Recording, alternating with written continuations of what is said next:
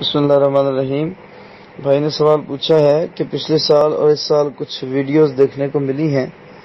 پچھلے سال شاید افغانستان کی ایک دو ویڈیوز وائرل ہوئی تھی اور اس دفعہ پاکستان کی بھی ایک ویڈیو وائرل ہوئی ہے کہ جانور کو فائر مار کے گرایا جاتا ہے، اس کے بعد چھری پھیر دی جاتی ہے۔ تو کیا یہ طریقہ درست ہے؟ بھائی یہ طریقہ درست نہیں ہے، یہ طریقہ غلط ہے۔ ٹھیک ہے، سوال میں ٹوسٹ پیدا کیسے ہوتا ہے کہ بیل بے قابو ہو جاتا ہے، وہ شیشے توڑ دیتا ہے، وہ گاڑیاں توڑ دیتا ہے، تو ایسی صورت میں کیا کرنا چاہیے؟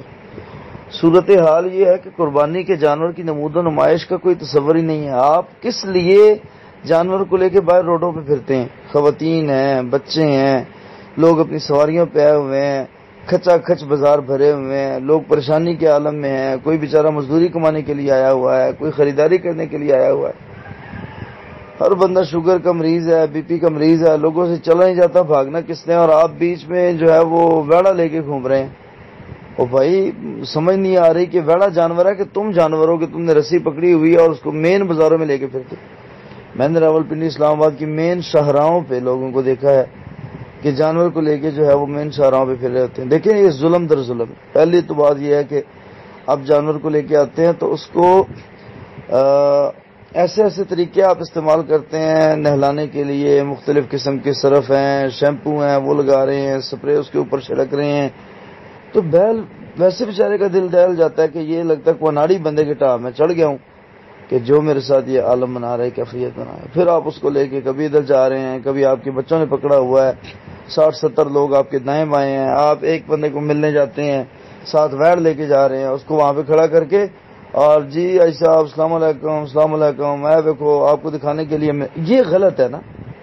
اب یہ کہنا کہ اگر ویڑ بے قابو ہو جائے، کوئی اس کا مطلب سرا نہ سمجھ آئے تو فائر مار کے اس کو گرا دو، تو آپ یعنی کہ اس فتوے کی بجائے یا اس مسئلے کی بجائے آپ اس پہ فوکس کریں کہ بھائی کس نے کہا تھا بازار لے کے آؤ؟ کیا خیال ہے؟ ٹھیک ہے، بازار لے کے آنے کا تو کوئی تصور جواز بنتے ہی نہیں ہے۔ فائر چلتے چلتے ویڑوں کی بجائے بندوں پہ چلنے لگ جائیں گے کہ جی میں نے تو ویڑ کو مارا تھا اور یہ تو بندے کو لگ گیا، یہ بیچ میں آ گیا کدھر سے۔ ٹھیک ہے نا، وہاں پہ تو ہمیں گواہی دینی مشکل ہو جائے گی کہ یہ سچ کہہ رہا ہے کہ جھوٹ کہہ رہا ہے۔ تو اس لیے بھائی ہمیشہ سے چوری کا جو سرا ہوتا ہے، غلطی اور گناہ کا جو سرا ہوتا ہے، وہاں سے پکڑنا چاہیے۔ یہ بالکل جائز نہیں ہے۔ میں تو اس کے بارے میں میں کہتا ہوں کہ ہلکی سی لچک بھی نہیں پاتا پوری کتاب و سنت میں۔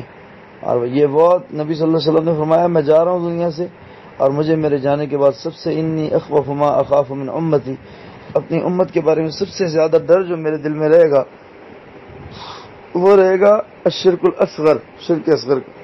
صحابہ کرام نے پوچھا اللہ کے رسول یہ کیا ہوتا ہے؟ تو نبی صلی اللہ علیہ وسلم نے فرمایا یہ ریاکاری ہوتی ہے۔ آج کل بھائی جانور ذبح تھوڑی ہوتے ہیں، ریاکاری زیادہ ہوتی ہے۔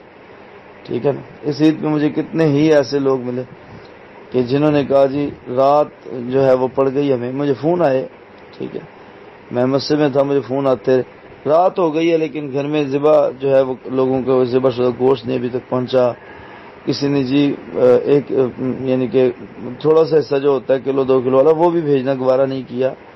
اور اگر اتنے گنجان آباد شہر میں یہ حالت ہے تو دیہاتوں قصبوں کی کیا حالت ہو؟ ٹھیک ہے نا، اللہ تعالیٰ رحم فرمائے۔